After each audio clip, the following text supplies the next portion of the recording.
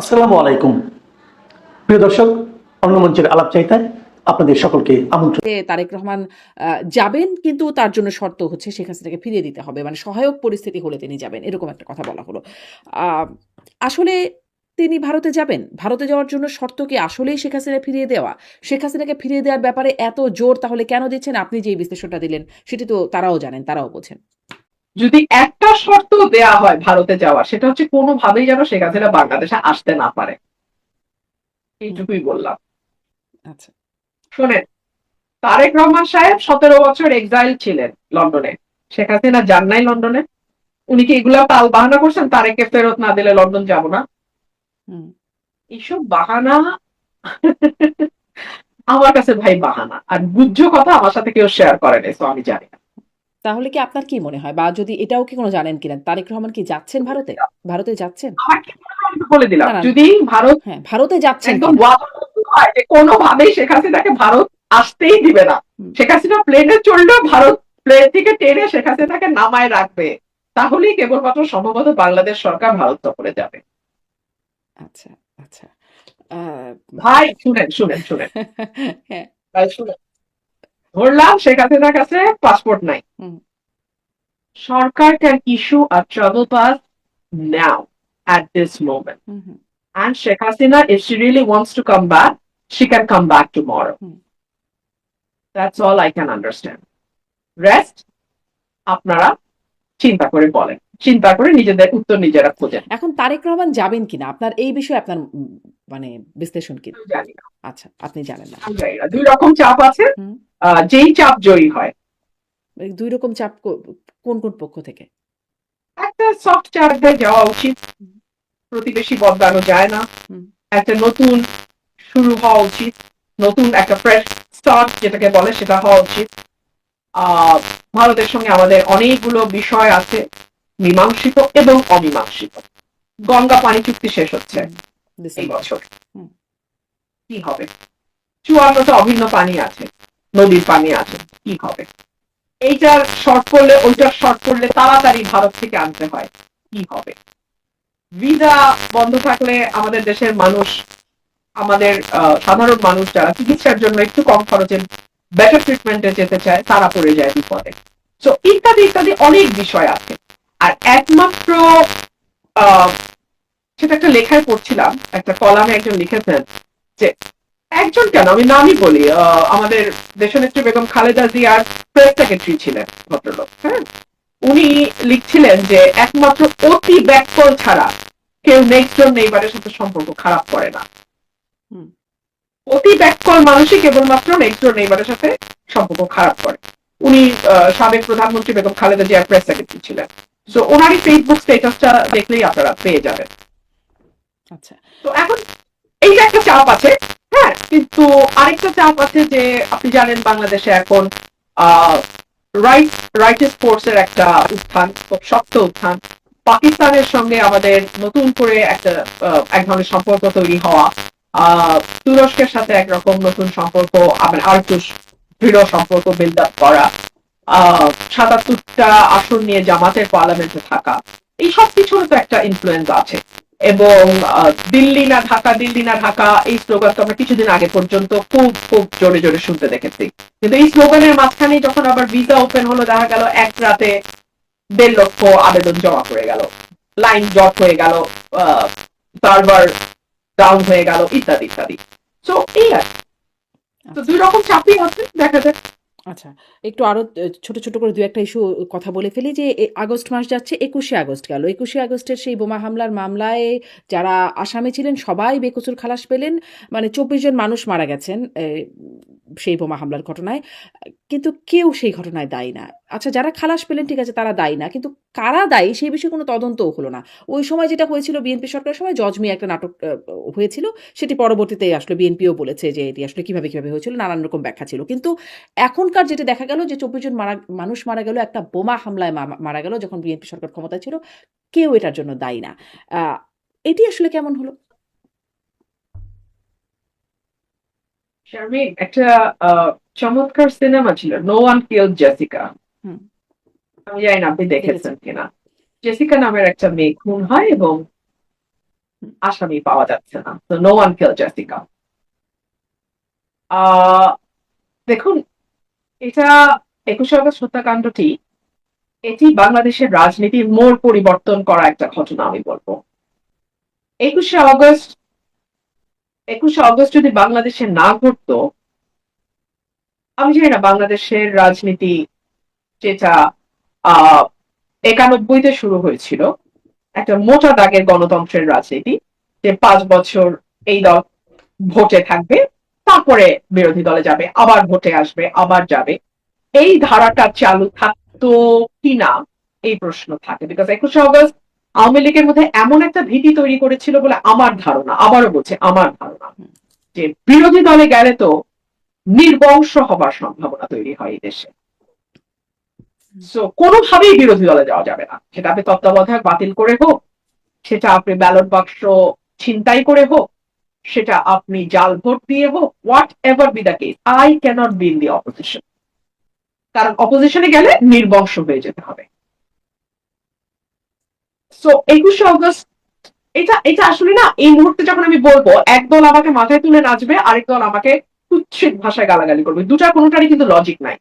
কিন্তু আমি আমার ধারণাটা বলছি, এক সময় না এক সময়, মানে যখন আজ থেকে 100 বছর পরে যখন এই সময়ে নিয়ে লেখা হবে, যাদের কোনো স্বার্থ থাকবে না এই সময়টাকে বিশ্লেষণ করতে, যারা কোনো দিকে টান থেকে লিখবেন না, কেবলমাত্র ইতিহাসের খাতিরে ইতিহাসকে দেখবেন, তারা হয়তো 21শে আগস্টের যে ইম্প্যাক্ট, যেটা বাংলাদেশের রাজনীতিতে যে ভীষণ বড় একটা ইম্প্যাক্ট 21শে আগস্ট অগোচরে রেখে গেছে, সেটার উপরে লিখবেন। বাংলাদেশের গণতন্ত্র, বাংলাদেশের আইনের শাসন, বাংলাদেশের বিচার ব্যবস্থা, বাংলাদেশের সকল কিছুকে দলীয়করণ, বাংলাদেশে গুম বিচার বহির্ভূত হত্যাকে রাষ্ট্রীয়ভাবে মদত দেওয়া, এই সকল কিছুর পেছনে এই 21শে August back of the mind, maybe that work, একটা একটা একটা সময় হয়তো এই বিষয়গুলো নিয়ে অনুসন্ধান হবে, গবেষণা হবে এবং লেখা হবে। তো তার আগ পর্যন্ত আমি আপনাকে এইটুকুই বলি, কোনো অন্যায়, nothing goes unpunished and unchallenged. 21শে আগস্ট আজকে আপনি হাত ধুয়ে ফেলছেন, no one kill Jessica, no one no one contributed on 21st August incident, fine, খুব ভালো। বাট কে জানে এইটা সামনে আর 5 বছর, আর 7 বছর পরে আরো ভয়ঙ্কর 21শে আগস্ট হবার পথ তৈরি করে দিচ্ছে কিনা। আমি শুধু এটুকুই বলবো, কোন অন্যায়কে আপনি মাটি চাপা দিয়ে রাখলে সেখান থেকে এর চেয়েও ভয়াবহ অন্যায়ের জন্ম হয়। তখন এটা যেমন এই এটা এটা ল ঘটনায় অফ নেচার। জি, তখন যেমন এই ঘটনায় জঙ্গি সংশ্লিষ্টতার কথা বলা হচ্ছিল, মানে অনেকদিন আওয়ামী লীগ সরকারের সময় হলি আর্টিজান একটা বিশাল বড় ঘটনা, তারপরে বেশ নানান রকম কোথাও নাটক, কোথাও জঙ্গি তৎপরতা দমন, নানান রকম কিছু করে জঙ্গি তৎপরতা একরকম দমনের মধ্যে থাকলো। তারপরে এখন আবার খুব দেখা যাচ্ছে খুব বোমা আতঙ্ক ইদানিং, এবং জাতিসংঘও বলছে বাংলাদেশে আল কায়দার তৎপরতার কথায় উদ্বেগ জানাচ্ছে জাতিসংঘ নিরাপত্তা পরিষদ। মানে আওয়ামী লীগ সরকার একটা বিষয় সেল করতো যে তারা না থাকলে দেশে জঙ্গিবাদ মাথাচাড়া দিয়ে উঠবে, বা আন্তর্জাতিক বিশ্বেও বিষয়টা সেল করতো। মানে তাদের কথাটা কি আসলে বাস্তবতায় প্রমাণ হচ্ছে, নাকি আসলে এখানে কোনো ষড়যন্ত্র? এখন বাস্তবতা বা ষড়যন্ত্র যেটাই হোক, এটা শেষ করবার দায়িত্ব তো সরকারের। সরকারের কাছে সমস্ত টুলস এন্ড অ্যাপারেটাস আছে, এটা তো আমার আপনার হাতে নাই, বিরোধী দলের হাতেও নাই।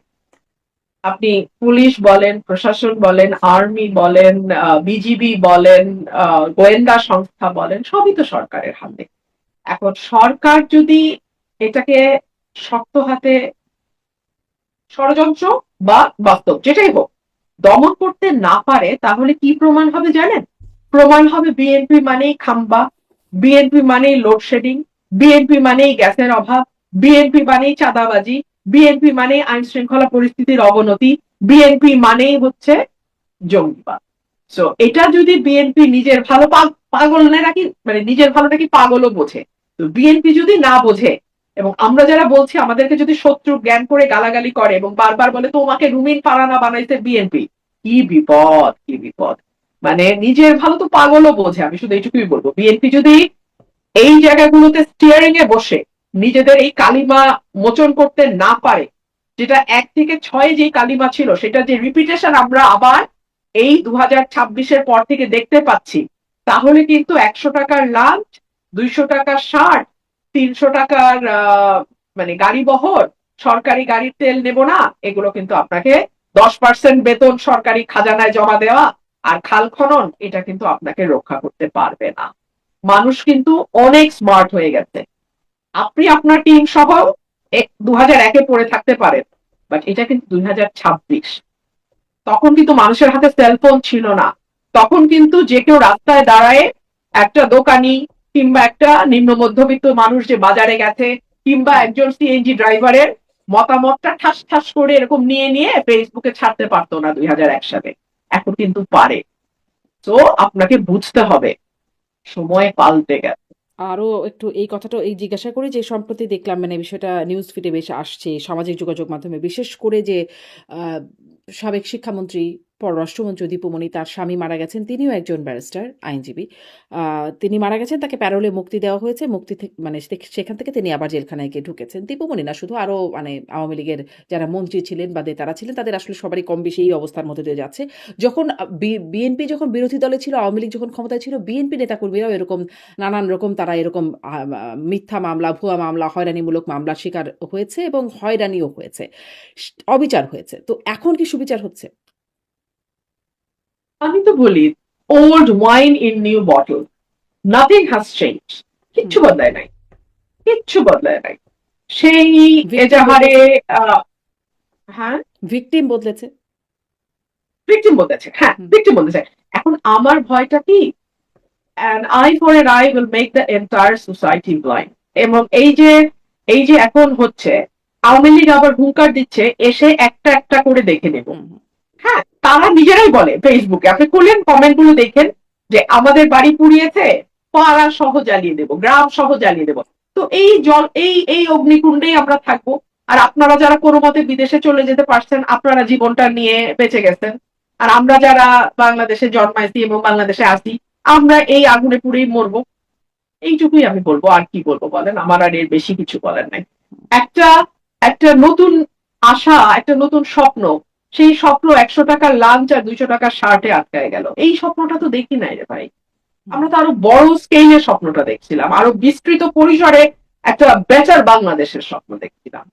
নসিব খারাপ, এই বলি। নসিব খারাপ। আপনার আচ্ছা, এই প্রশ্নটাও একটু করি, যেহেতু মানে একই আপনি বলছেন old wine in new bottle. আপনি আইনজীবী, আপনার কাছে কি ইনারা কেউ আসেন যারা আসলে এখন অবিচারের শিকার আসেন, বা আপনি তাদেরকে কোনো রকম ভাবে আইনি সহায়তা দিবেন যদি তারা আসে?